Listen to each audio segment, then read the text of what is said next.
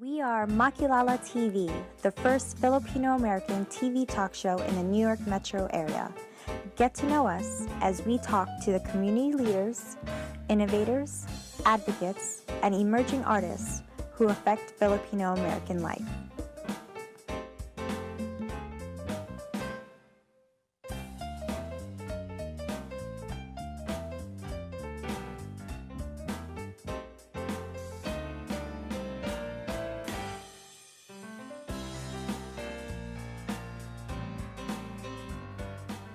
They say the only way you get to the renowned concert venue, Carnegie Hall, in New York City is three things.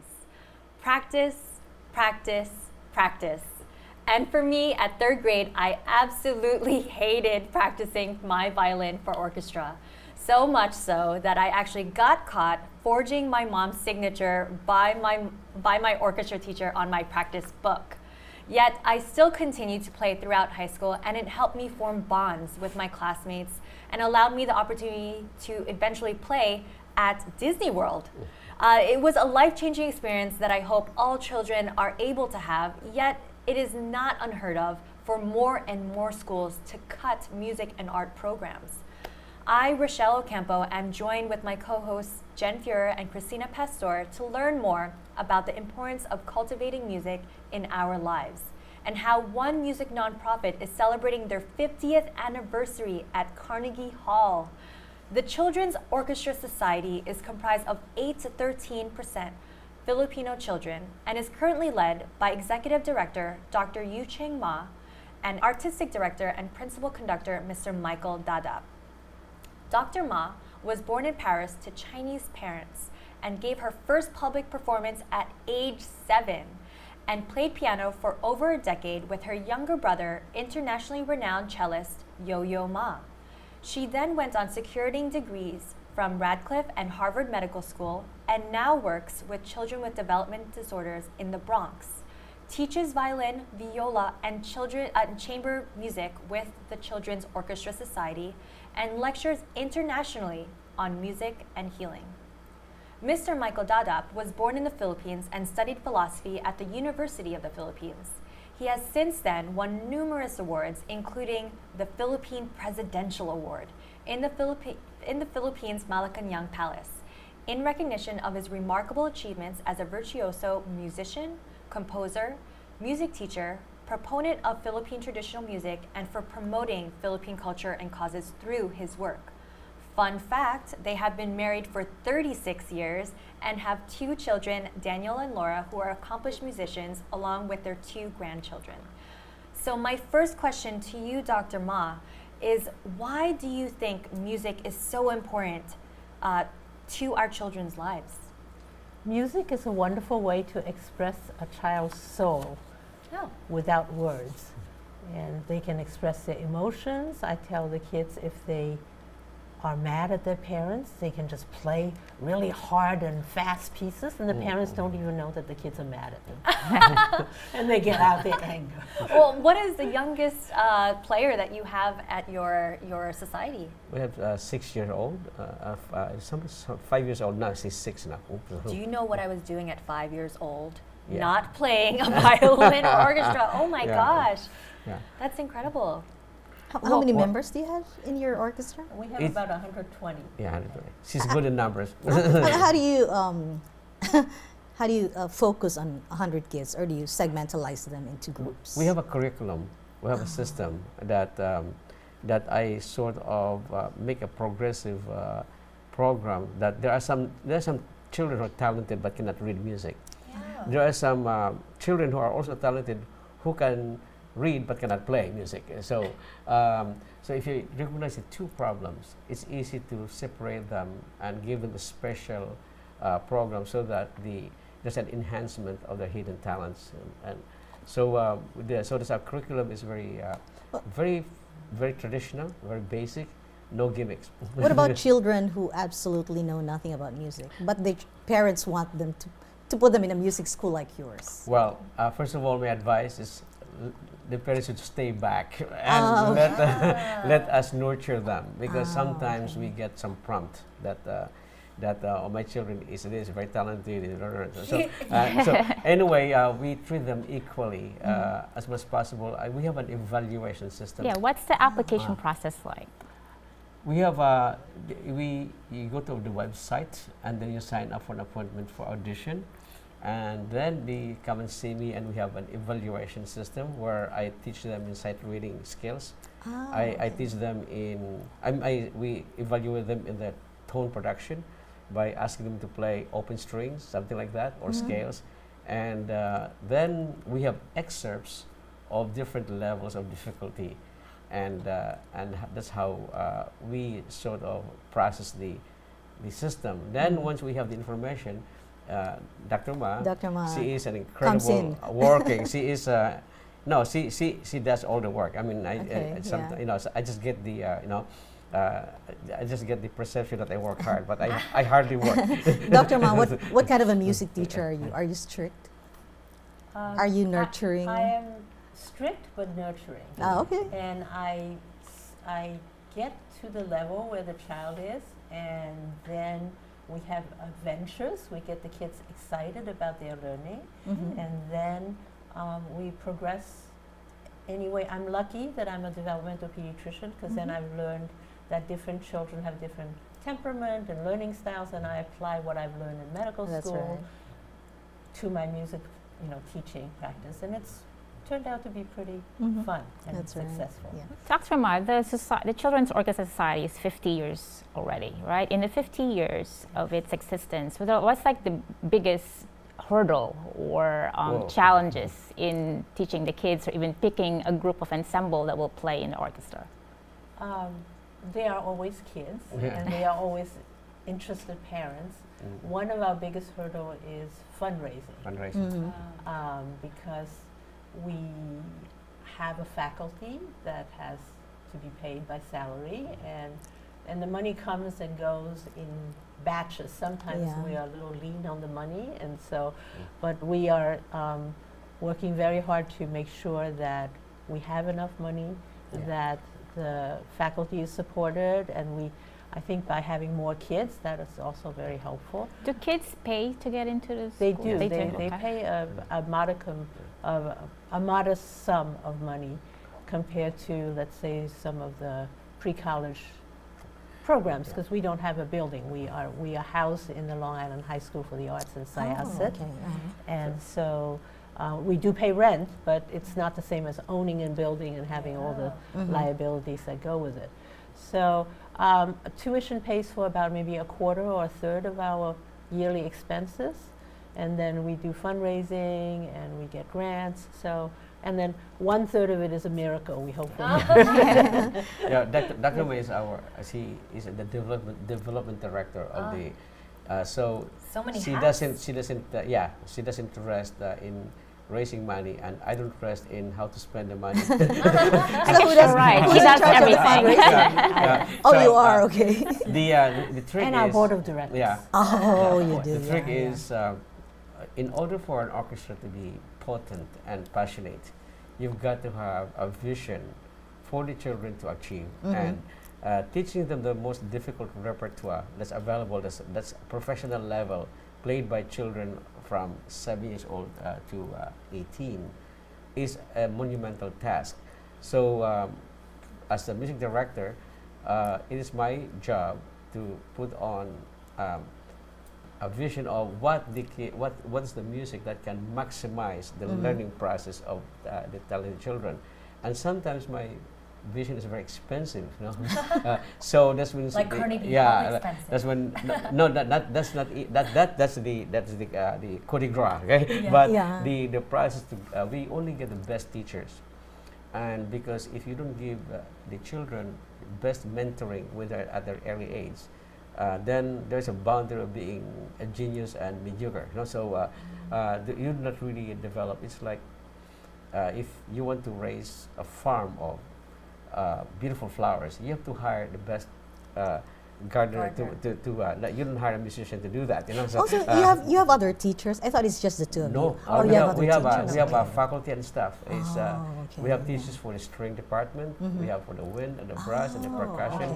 It's a full-time That's what do you call right, this, yeah. a pre-college program without glass walls. It's a wide range. Sorry, it's a wide range of age, 7 to 18. Do they play together and play one We have song? four We have 4 orchestras. orchestras. Wow. Yeah. Are they That's- aged in groups? No, Are they they're in- aged in by level. level. by level? Yeah. Oh, Because okay. a 5-year-old or maybe a 10-year-old could be just as good as an 18-year-old. Yeah. Yes. That's the difference between our program and the programs of pre-college in here. Is that they're very good, but then because of they have excess numbers of applicants, they are very strict that a 10-year-old must stay with a 10-year-old level, even if they're very good. So there are some 10-year-olds that are not satisfied because they are given a baby pieces. So in the COS, we call it the COS, okay, we have this kind of evaluation that if the child has the tone, the discipline, and the energy to rehearse 3 hours and a half, and to Then spend the can- whole yeah, afternoon with us, then why not give them the chance to fully blossom? Because I believe that when you're a child, the only way that you can grow without boundaries, without that has a safety net, is to allow them to make mistakes and How- allow them to learn from their mistakes. How do you call one a prodigy? I see he has a really nice answer for Dr. that. Well, when we were children, somebody asked my father, "Are your children prodigy, Dr. Ma?" And he says, "Well, prodigies are children of bad parents. I'm not a bad parent, so therefore my children are not prodigies." You know, we Seriously. seriously, at the children's orchestra, we don't punish a child for being talented. So if you are 6, and we had a 7-year-old Very whose talented. feet don't touch the floor, and she could stay awake, so she stayed with the Advanced senior orchestra. orchestra. Well, you don't call them prodigies. We don't You call don't them use those. We prodigies. You don't don't label use them. those. We You don't label them. them. Okay. I guess they're probably all geniuses in that group. Yeah. So Well, giving them a label. Martin Gardner said that there are 7 different kinds of intelligences. So everybody is talented in something, and not always equally talented in everything. So we try to enhance the talent as well as cultivate the part that hasn't grown yet, so that we grow a full, complete child. Dr. Ma, I'm curious about you growing up under your father with an equally talented brother. Yeah. So tell us about what it was like Well, in your household at the time. We were in Paris. We were in the Latin Quarter, which is a really fun place to grow up. And we were homeschooled. So that allowed us to practice and learn Chinese and learn harmony and counterpoint and all these things. And when I was about 8, my father told me, he goes, the Russians, they work very hard. They practice 10 hours a day. And I went, oh. He goes, but you're really smart, so you only have to practice 8 hours a day. I said, yes, got 2 hours over the Russians. Let's talk about practice hours. Your students, how many hours are they supposed to practice every day? We try to tell them to practice twice as long as their lesson time, which doesn't always happen, but at least and we also try to teach them to practice efficiently, because all of practice them smart. have a lot of homework, and they have their social media, and they have their friends. And so we say, when you practice, don't start from the beginning to the end. Find the hard parts, pick those parts up, and practice those parts several times over, because otherwise that's a weak point of the weak link. So if you have a weak link, the chain is going to break. So you have to conquer those. We tell them to make friends with their hard parts, right? I mean, sometimes the children like to tell stories, as Rachelle did with her teacher. One kid came and played a scale that was completely unrecognizable. And I looked at her and I said, well, can you tell me how many times you practiced that scale last week? She said, oh, hundreds of times. And I said, man, what an ungrateful scale. You spend hundreds of time with it, and it doesn't recognize it. Oh my goodness. I'm not going to tell the kid she is a liar. In other words, what he's saying is like we don't we encourage them. We don't tell them what to practice, but we tell them how to practice.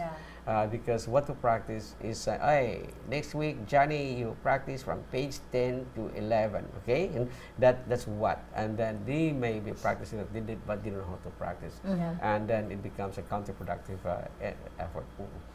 I think another thing that's important with us is we tell the children to tell stories. Because one kid came to audition and played a piece kind of mechanically. So we asked, what were you thinking of when you played that? And she says, well, actually, nothing.